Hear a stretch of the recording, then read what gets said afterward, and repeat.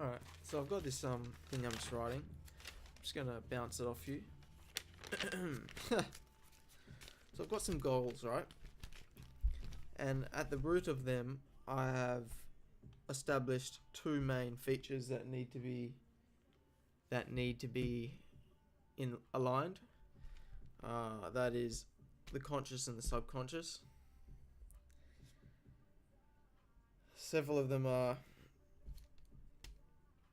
on one side, several are on the other. For example, on the conscious side, I have intellectual. On the subconscious side, I have sexual. Conscious, yang. Subconscious, yin. The conscious is motion, and the subconscious is matter. Things like this. Just general sorting of what I understand the world as. And then energy came to mind, and I thought, energy. What is energy? And I was like, well, I want to be defining things and actually knowing what I'm actually talking about. And I couldn't say like what actually is energy, so I started researching it. I got a few things. This is what I wrote down. I said energy is actually an incredibly abstract concept. Energy happens through movement, which is to say with application over time. Temperature, a form of kinetic energy, is a measure of how fast the atoms are moving inside of the object or the system. So that is to say that the energy increases, whatever energy is, you get more energy within how fast the system is vibrating, essentially. A spectrum of sorts as to how fast or slow it can be moving in relation to time. So time is the x-axis here.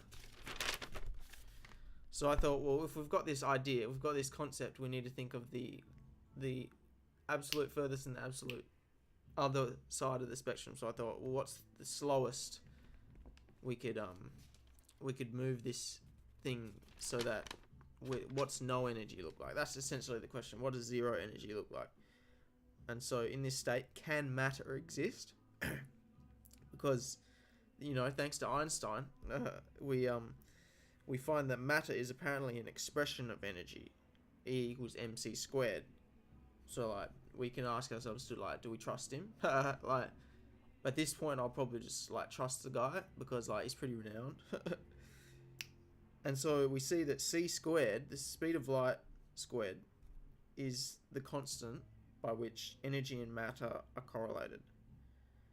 It's like somehow encaptured in light, and how fast light is moving is the mathematical dance by which, well, those two things kind of interact by, mass and energy. Their perfection comes through in whatever light is. Again, another abstract concept. So I come to ask, what is light? First up, I put spiritually and religiously, light is that which leads to salvation. Salvation of what, we ask? I don't know, maybe initially I wrote down our collective existence. Just the salvation of our existence and the urge to understand what can often seem like a burden. It can often seem like that, and we need salvation from that feeling. Physically and just experientially, light is that by which reveals reality in front of us.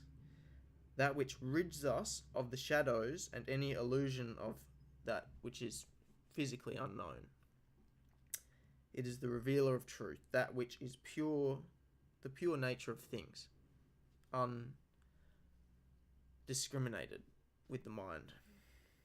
And then I thought, okay, let's get really concrete. Scientifically, what's the definition of light? And we come to the fact that light is an electromagnetic radiation within a certain portion of the electromagnetic spectrum.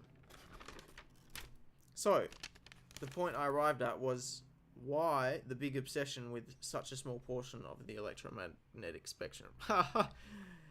Words don't just mean nothing. We've been using these words for a long time, and the fact that they are associated with each other is very peculiar.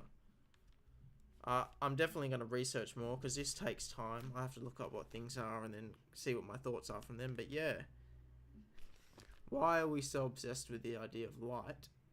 And why is it that light a small portion of the electromagnetic spectrum, has gained so much vitality that is to, in every regard, spiritually, experientially, religiously, it is what connects us to salvation, to escaping suffering, life. Weird. Praise God.